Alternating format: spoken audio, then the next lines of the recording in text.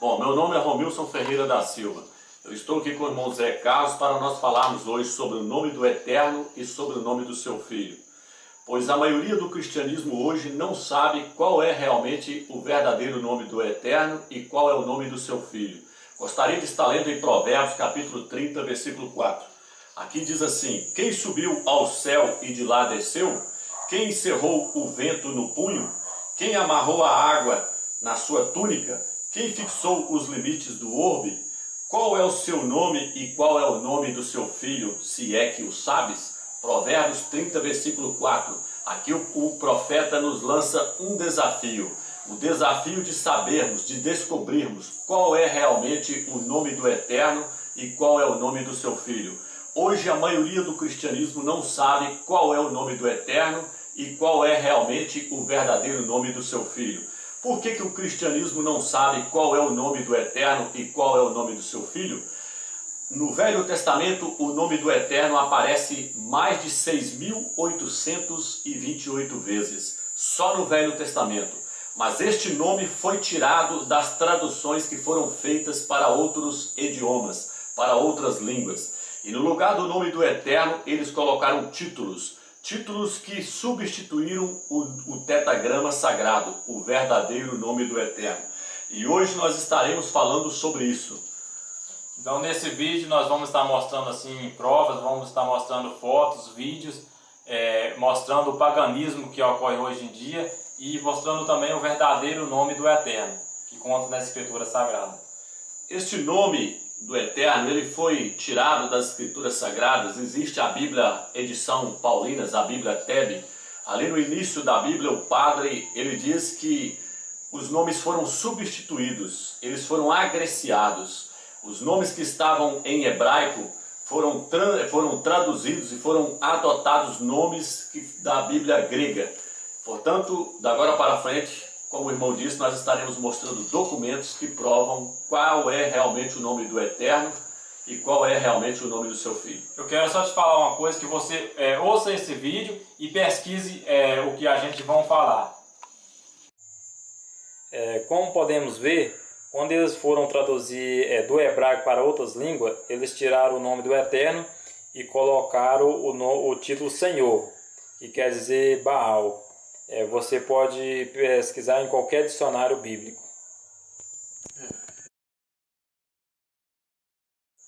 Como nós podemos observar, eles também cometeram um outro grande erro.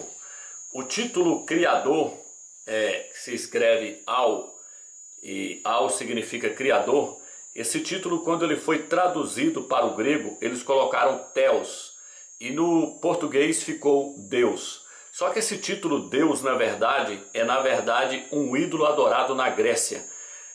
Deus, na verdade, é o próprio Zeus. Era um ídolo que era adorado na mitologia grega. E qualquer documentário nós podemos ver isso. Eu gostaria que você assistisse agora um documentário que mostra que Deus e Zeus são, na verdade, o mesmo ídolo. É um mito, mas qual sua relação com a realidade? Em 2003, na base do Monte Olimpo, um templo perdido foi descoberto. Ele foi o ponto central da cidade antiga conhecida como Dion e era dedicado a Zeus.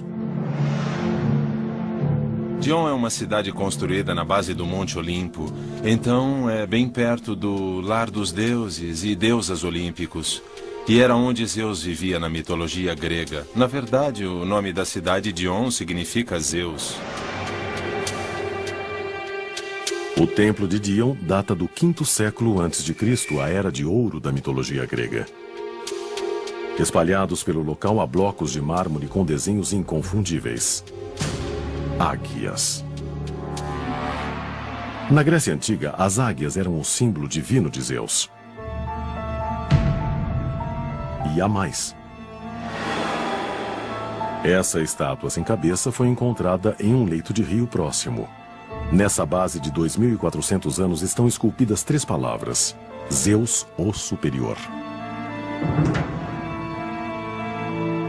Há uma discussão entre especialistas sobre o que significa essa referência de superior.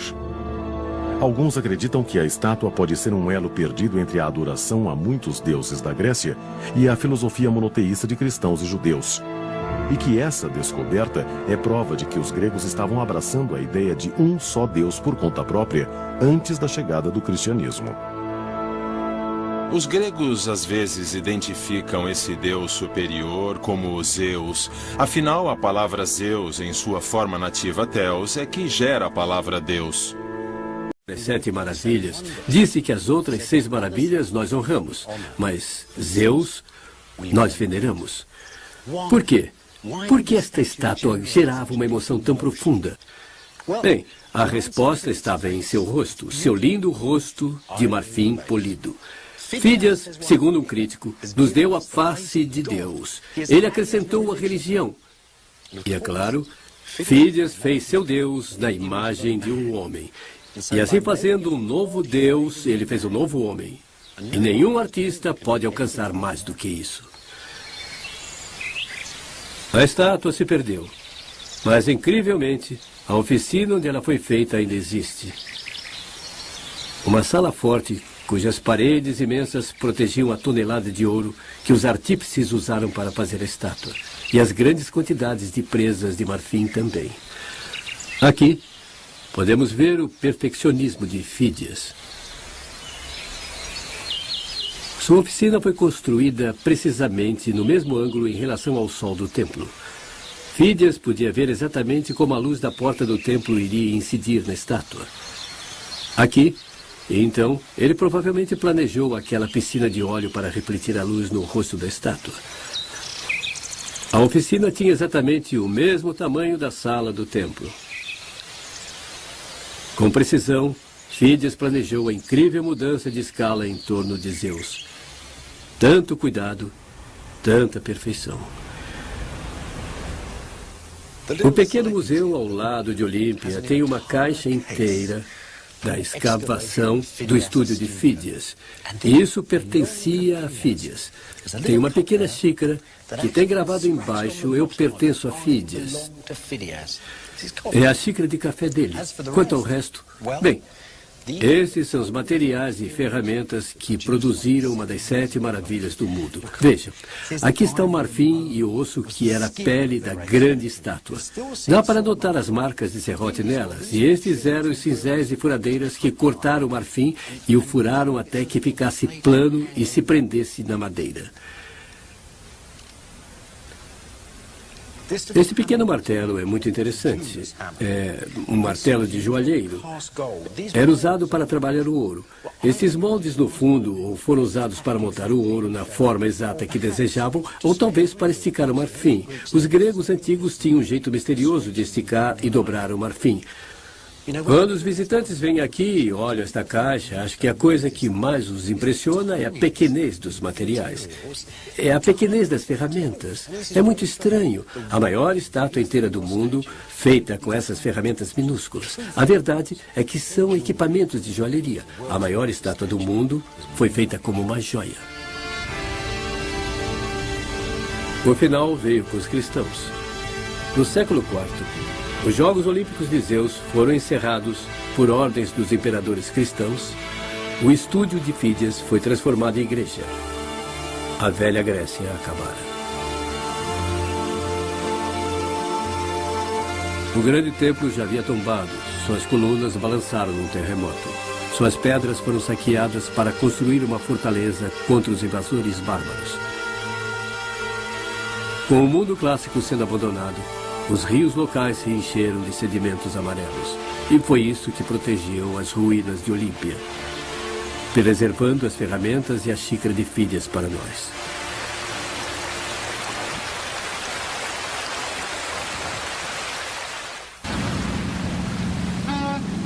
A grande estátua de Zeus tinha sido carregada, levada para Istambul, ou Constantinopla, como era chamada. No tempo dos primeiros imperadores católicos, a cidade do Golden Horn tinha uma das coleções de arte mais extraordinárias que o mundo já tinha visto.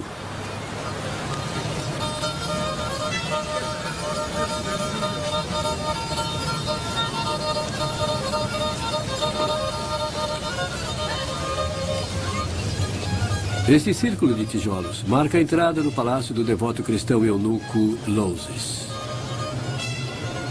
Ele comandou o fechamento dos templos. Ele colecionava esculturas pagãs e as expunha em seu palácio.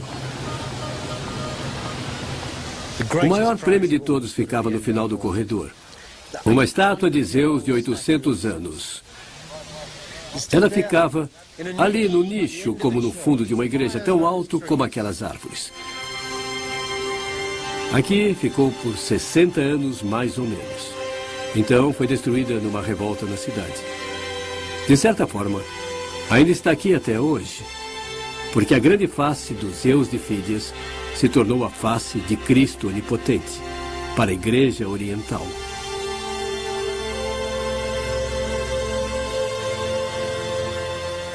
Esta é a pequena igreja de São Xavier, em Kora, Istambul. Um dos mais belos monumentos bizantinos que sobreviveu. Uma caixa de joias teológica. E aqui está o grande Zeus em suas paredes. Zeus é Cristo, 1000 anos depois que o marfim original virou cinzas do palácio de Loses. Lá está São Pedro segurando as chaves do paraíso. Ele sempre é mostrado assim, como um homem de rosto amedrontado. Cabelos longos e crespos e uma barba curta e loira. Agora, vejam São Paulo. Ele sempre é mostrado assim, completamente diferente. Pouco cabelo, testa pronunciada, barba longa e desordenada e um grande nariz de gancho. Qualquer um que viesse à igreja saberia quem eles eram apenas pela forma tradicional de retratá-los. Agora, olhem para cima, sentado em seu trono, o Zeus olímpico, como Cristo. Como é que um deus pagão chegou a assumir a própria imagem de Cristo? Bem, para começar, o Zeus olímpico do Palácio de Loses era uma coisa maravilhosa por si só. E por outro lado, a mesma estátua já tinha assumido a imagem de divindade suprema durante quase 1000 anos. Como você viu aí, agora você assistiu esses vídeos, você pode ter observado que a intenção do diabo é tirar o nome do Eterno que estava nas Escrituras Sagradas, tirar o seu título que significa Criador, e no lugar do nome do Eterno e no lugar do seu título Criador, eles colocaram o nome de ídolos. Por exemplo, nós vimos aí que a palavra Senhor, na verdade, significa Baal, e que Deus, na verdade, vem do ídolo Zeus. Portanto, você pode estar se perguntando, qual é realmente então o nome do Eterno e qual é o nome do seu Filho? Por enquanto estamos falando do nome do Eterno. E aí você pode estar se perguntando, qual é o nome do Eterno? O Eterno, na verdade, ele deixou evidências para nós descobrirmos qual é realmente o seu nome. E essas evidências estão nas próprias Escrituras Sagradas e está também na arqueologia. E nós vamos estar falando sobre isso agora. Está também no nome do Eterno, por exemplo, está no povo de Israel, né? Que hoje em dia se chama de judeus, que na verdade é Yaldins, que significa povo de Yal. Uma outra evidência onde nós podemos encontrar o nome do Eterno é no nome da sua cidade santa, que hoje é conhecida como Jerusalém. Mas o nome na verdade não é Jerusalém, é Yal-Shalem. Ali você consegue ver o nome do Eterno, o nome Yal.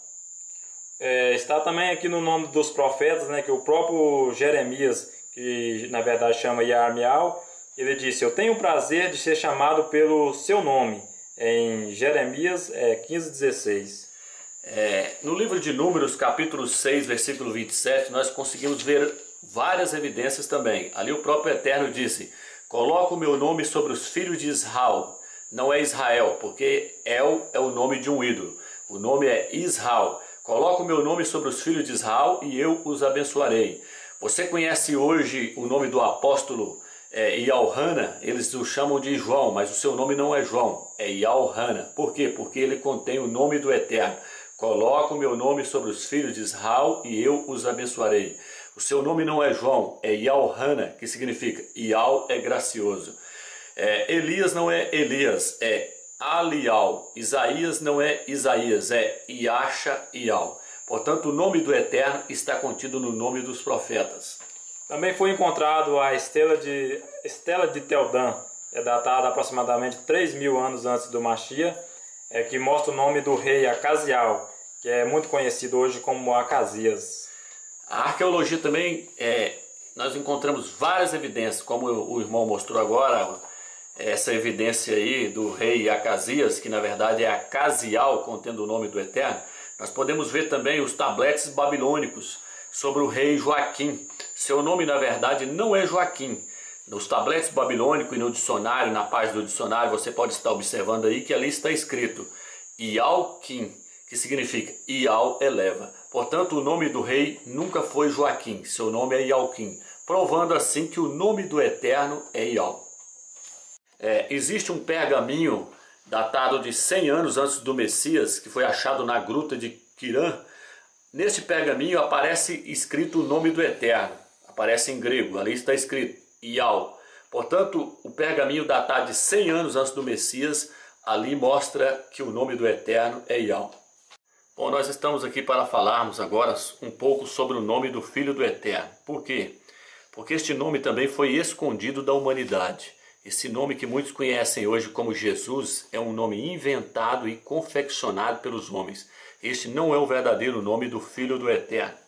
No livro de Jeremias, capítulo 11, versículo 19, seu nome na verdade é Iarmial, ali o Filho do Eterno, o próprio Filho do Eterno disse: eu era como um cordeiro que é levado ao matadouro, mas não sabia que eles planejavam projetos contra mim, dizendo: destruamos a árvore com seu fruto para que não haja mais memória do seu nome. Portanto, a intenção de Satanás não era apagar somente o nome do Eterno de todas as traduções que foram feitas para outro idioma. Satanás queria apagar também o nome do Filho do Eterno. A intenção dele era tirar também, banir o nome do Filho do Eterno de todas as traduções que foram feitas para outras línguas. E nós podemos ver que, portanto, esse nome Jesus é um nome que está ocupando o verdadeiro nome do Filho do Eterno. Ele veio para ocultar o verdadeiro nome do Filho do Eterno. O verdadeiro nome do Filho do Eterno é Ialcha. Por que o verdadeiro nome do Filho do Eterno é Ialcha? Porque o Filho, ele herdou o nome do seu Pai em seu nome. Isso está no livro de Hebreus, capítulo 1, versículo 4, e Filipenses, capítulo 2, versículo 9 e 11. Ali diz que o Filho herdou o nome que está acima de todo nome. O nome do Filho do Eterno é Ialcha. E o nome do Eterno está no seu nome. O nome do Eterno é Ial. Esse nome Jesus, ele é um nome falso, pois o nome do Pai Ial, ele não está em seu nome. O nome do Filho Ialcha, que esse é o nome verdadeiro, o próprio Filho disse: na testa do vencedor estará 3 nomes em um só. Isso está em Apocalipse capítulo 3, versículo 12 e Apocalipse 14, versículo 1. Em Apocalipse capítulo 3, versículo 12, o Filho disse: na testa do vencedor escreverei o nome do meu Pai, o meu nome e o nome da cidade santa. Portanto, para o nome do Filho e para o nome do Eterno ser um nome verdadeiro, o nome deles precisam estar contido no nome da cidade santa. E o nome da cidade santa é Ial Shalaim. Portanto, ali contém-se o nome do Eterno, Ial, o nome do Filho, Ialcha, e ali contém também-se o nome da cidade santa, Ial Shalaim. Como você viu, o nome de Jesus ele é falso, pois ele não herdou o nome do Pai e o seu nome não está na cidade santa. O nome verdadeiro do Filho do Eterno, como nós estamos vendo, que é Ialcha, este é um nome hebraico. O nome Ialcha é um nome hebraico. E esse nome significa Ial é a salvação. Ou seja, o Eterno é a salvação. Por isso que o Eterno disse: coloque na criança o nome de Ialcha, pois ele salvará o seu povo dos seus pecados.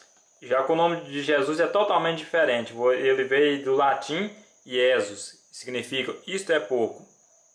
Você pode ver lá no Google Tradutor do latim para o português, e você coloca assim espaço Zos, que vai dar isto é o pouco. Portanto, se esse nome Jesus no latim Iesus significa isto é um porco, como o irmão mostrou, não pode ser verdadeiro, porque estaremos blasfemando contra o Filho do Eterno. Já o verdadeiro nome do Filho do Eterno, Ialcha, esse é o seu verdadeiro nome. Como eu disse, é um nome hebraico, pois ele era Ialdin, que vocês conhecem hoje como judeus. Ele era um Ialdin e ele veio da Terra Santa, Israel. Agora já esse Jesus que prega hoje, ele é falso, pois ele é romano e ele veio lá do Vaticano. Portanto, esse nome Jesus, que surgiu Em Roma, no Vaticano, não pode ser o nome verdadeiro. O nome verdadeiro é Yahusha, que veio da Terra Santa, Israel. Yahusha é o verdadeiro, pois o seu nome existe desde a época de Moisés, desde a época de Masha. Vocês podem ver que esse Jesus é falso, pois essa letra J do seu nome passou a existir só do ano de 1515, depois do Mashiach. E até hoje não existe no hebraico a letra J. Na verdade, esse nome veio lá do ídolo Esos. Portanto, esse nome Jesus, então, não tem a mesma data do verdadeiro nome do Salvador, Yahusha. Como o irmão mostrou, ele passou a existir só de 1515 para cá. Portanto, você que está assistindo esse vídeo, o que isso nos interessa? Nós queremos mostrar para você que você precisa conhecer qual é realmente o verdadeiro nome do Eterno e qual é o nome do seu Filho. Por quê? Porque está escrito no livro de Atos, capítulo 4, versículo 12, ali diz: pois não há debaixo do céu outro nome, e não nomes, dado aos homens pelo qual devamos ser salvos. Nome não se traduz, você que está nos assistindo. Em qualquer lugar do mundo em que nós formos, nosso nome continuará sendo o mesmo nome. Barack Obama é Barack Obama no mundo inteiro. John Lennon é John Lennon no mundo inteiro. Portanto, como o apóstolo Saulo, que hoje é conhecido como Paulo, ele disse: ninguém pode pôr outro fundamento, nome, diferente daquele que já está posto. Ou seja, o Eterno escolheu o nome para o seu filho, quando ele enviou um anjo até Miriam. E aqui no livro de 1 Coríntios 3, versículo 10 e 11, o apóstolo nos mostra isso. Ninguém pode pôr outro fundamento, outro nome, além daquele que já está posto. E não existe salvação em nenhum outro nome debaixo do céu, a não ser Yahusha. Por quê? Porque Yahusha significa Yahweh é a salvação. E todo aquele que invocar o nome de Yahweh na pessoa do seu filho Yahusha, este será salvo. Nós agora estamos terminando esse vídeo. Eu quero que você pesquise e procure se nós estamos realmente falando a verdade. Nós vamos deixar um vídeo mostrando o nome do ministro de Israel, para que você possa ver com clareza o nome do Eterno no nome do ministro de Israel. יחד נוביל מנהיגות חזקה מול האסלאם הג'יהאדיסטי והטרור של איראן, חיזבאללה וחמאס. יחד אנחנו יכולים להחזיר את העוצמה ואת הביטחון לישראל. אני מאמין בדרך הליכוד, אני מאמין במנהיגותו של בנימין נתניהו, אני מאמין בביטחון ישראל. לפנינו אתגרים רבים בתחום הביטחון והכלכלה. אני מאמין שהממשלה בראשות בנימין נתניהו תתמודד היטב עם הקשיים ותשיב לישראל שגשוג וביטחון. לעת הזאת אנחנו צריכים מנהיגות כלכלית מנוסה, רצינית ואחראית. אנחנו צריכים את נתניהו ואת הנבחרת הרצינית שאיתו כדי לשמור על כלכלת ישראל. אתם יכולים לסמוך עלינו.